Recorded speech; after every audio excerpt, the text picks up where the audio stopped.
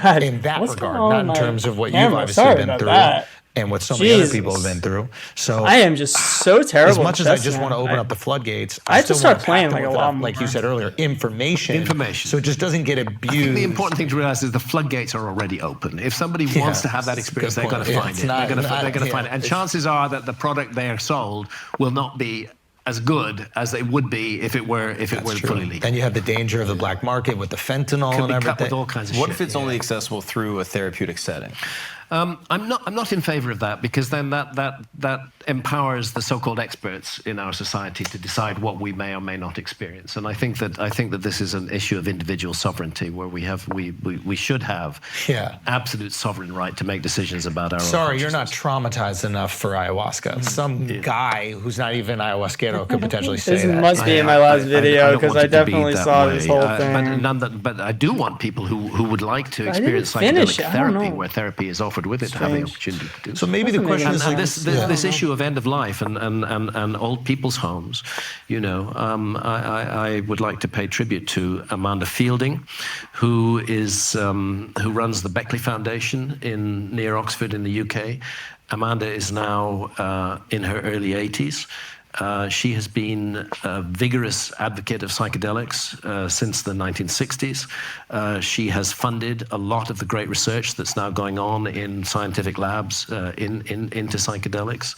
And she feels strongly that the misery and horror of old people's homes would be greatly facilitated if psychedelics were What the fuck else they got to do? Yeah. You know, great, and again, being offered by experienced practitioners. The lady who facilitated the 5-MeO-DMT session with MDMA that Santha and I had, she actually, her main role is to go and offer psychedelic therapy to old people, but it's having to be done under the carpet rather than above. It's a bummer. Have you experienced holotropic breathwork?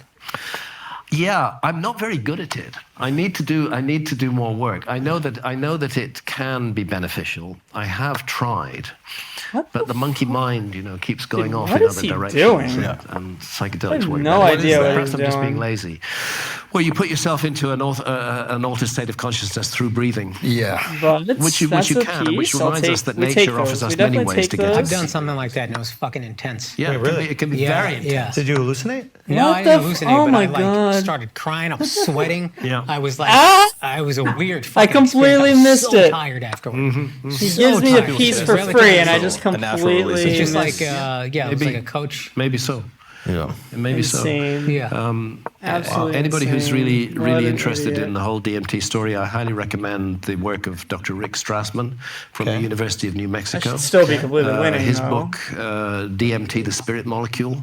He was the first scientific researcher to work with human volunteers in DMT legally in the 1990s. And Rick is a beautiful person, and he's written a fantastic book about that experience. And he will be involved also in the new project that's going to take place in Colorado. So highly recommend Rick Strassman, DMT, the Spirit Molecule. Yeah. So aliens. Well, you see, this is the thing. The DMT volunteers and I myself on DMT have repeatedly experienced encounters with what might be construed as aliens. Because again, I'm handing a stick to my opponent's bad. with.